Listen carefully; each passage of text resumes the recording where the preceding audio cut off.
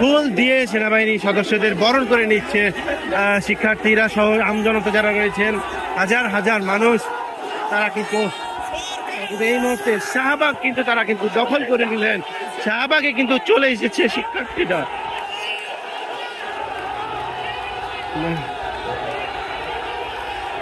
দর্শকরা দেখতে পাচ্ছেন সেনাবাহিনীর সদস্যদের ফুল দিয়ে কিন্তু তারা কিন্তু বরণ করে নিচ্ছে। এখানে দেখতে পাচ্ছেন, দর্শকরা দেখছেন, ফুল দিয়ে সেনাবাহিনীকে কিন্তু তারা কিন্তু বরণ করে নিচ্ছে।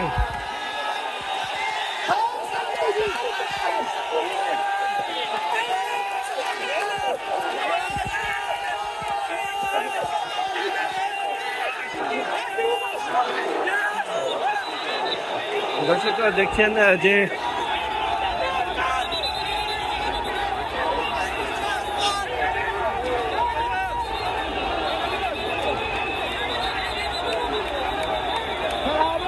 দেখছেন যে লাখো জনতা কিন্তু চারিদিক থেকে এসে এই পুরো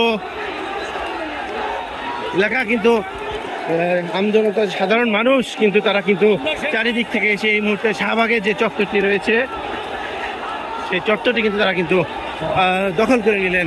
আপনারা দেখলেন সেনাবাহিনীর যে সদস্যরা রয়েছে তাদেরকে ফুল দিয়ে কিন্তু তারা কিন্তু বরণ করে নিলেন এবং তাদেরকে কিন্তু স্যালুট জানিয়ে কিন্তু সম্মান প্রদর্শন করলেন মানুষ।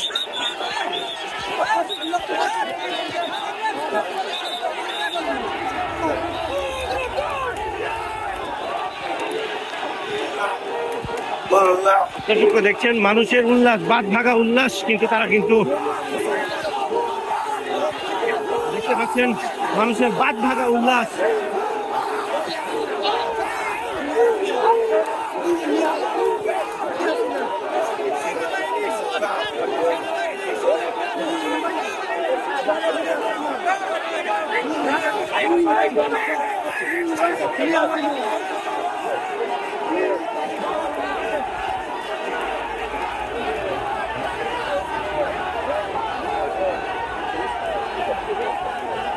দর্শক, সেনাবাহিনীর সদস্যরা কিন্তু তারা কিন্তু এই মুহূর্তে কিন্তু তারা কিন্তু চলে যাচ্ছেন। আপনাদেরকে যদি দেখানোর চেষ্টা করি, শাহবাগ সাধারণ মানুষের নিয়ন্ত্রণে সেনাবাহিনী কিন্তু তারা কিন্তু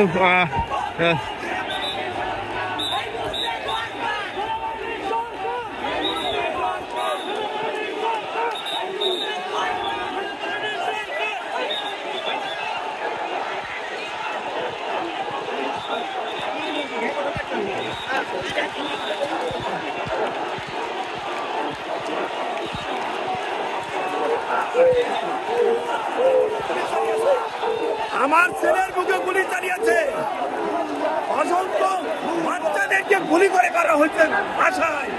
অতএব এই সরকার থাকতে পারে, এই সরকার থাকার কোনো রাইট নাই। এখন কি চাচ্ছেন? এখন কি চাচ্ছেন? এখন চাই শেখ হাসিনার পদত্যাগ। এই মুহূর্তে শেখ হাসিনার পদত্যাগ, আর কোনো দাবি নাই।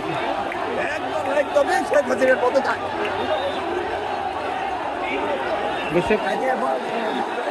দর্শক, এই ছিল শাহবাগ মোড়ের সর্বশেষ যে পরিস্থিতি, সেই পরিস্থিতি আপনারা দেখছেন যে আমজনতা পুরোই কিন্তু এই শাহবাগ চত্বরটি কিন্তু সকাল থেকে সেনাবাহিনীর সদস্যরা কিন্তু নিয়ন্ত্রণে নিয়েছিলেন। তবে বাঁধ ভাঙা উল্লাসের কাছে কোনো শক্তিই কিন্তু দাঁড়াতে পারেনি এবং জনতা কিন্তু প্রমাণ করে দিলেন তাদের যে শক্তি, সেই শক্তি আসলে দুর্ভেদ করে কেউ এগোতে পারবে না। আপনারা দেখছিলেন শাহবাগের যে চত্বরটি, সেই চত্বরটি এখন আমজনতা, শিক্ষার্থীরা সকলেই কিন্তু তারা কিন্তু এখানে এসে উপস্থিত হয়েছেন এবং চারিদিক থেকে তারা কিন্তু এখানে এসেছেন। দর্শক, এই ছিল শাহবাগের সর্বশেষ যে পরিস্থিতি। সঙ্গে ছিলাম আমি মোহাম্মদ মিরাজুল ইসলাম।